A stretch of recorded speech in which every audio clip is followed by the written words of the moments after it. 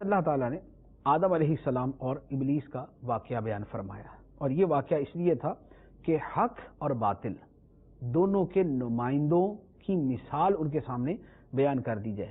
آدم علیہ السلام حق کے نمائندے، اللہ تعالیٰ کے پیارے نبی ہیں، اور ابلیس جو ہے وہ اللہ کا دشمن، اللہ کا نافرمان ہے۔ تو فرما بردار اور نافرمان دونوں کا واقعہ اللہ تعالیٰ نے بیان کر دیا۔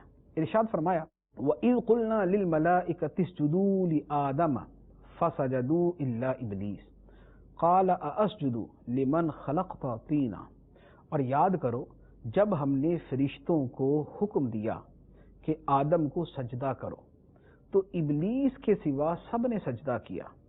ابلیس نے کہا کیا میں اسے سجدہ کروں جسے تو نے مٹی سے بنایا؟ یعنی یہ تو مٹی کا بنا ہوا، میں آگ کا بنا ہوا، میری شان اس سے بلند ہے، میں اس کو کیوں سجدہ کروں؟ پھر کہنے لگا بھلا دیکھو تو جسے تو نے میرے اوپر معزز بنایا، یعنی جس آدم کو تو نے میرے اوپر معزز بنایا، کیا وہ اس قابل ہے کہ میں اس کو سجدہ کروں؟ اس کے بعد شیطان نے کہا لَإِنْ أَخَّرْتَنِي إِلَى يَوْمِ الْقِيَامَةِ لَأَحْتَنِكَنَّ ذُرِّيَّتَهُ إِلَّا قَلِيلًا۔ اے اللہ اگر تو نے مجھے قیامت تک مہلت دی تو میں ضرور تھوڑے سے لوگوں کے علاوہ اس آدم کی اولاد کو پیس ڈالوں گا۔ تھوڑے سے لوگ ہیں جو میرے قابو سے بچیں گے، ورنہ میں اولاد آدم کو پیس ڈالوں گا، یہ سب میرے پیروکار ہوں گے، سب میرے پیچھے پیچھے چلیں گے۔ اللہ تعالیٰ نے فرمایا قال اذهب فمن تبعك منهم فإن جہنم جزاؤكم جزاء موفورا۔ اللہ نے فرمایا چلا جا، تو ان لوگوں میں جو تیری پیروی کرے گا تو بے شک جہنم تم سب کی بھرپور سزا ہے۔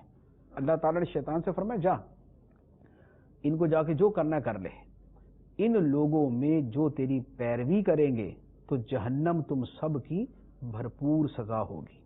اس کے بعد اللہ تعالیٰ نے فرمایا شیطان کو اور تو اپنی آواز کے ذریعے جسے پھسلا سکتا ہے پھسلا دے، اور ان اولاد آدم پر اپنے سواروں اور پیادوں کے ذریعے چڑھائی کر دے، اور مالوں اور اولاد میں تو ان کا شریک ہو جا اور ان سے وعدے کرتا رہ، اور شیطان لوگوں سے دھوکے ہی کے وعدے کرتا ہے۔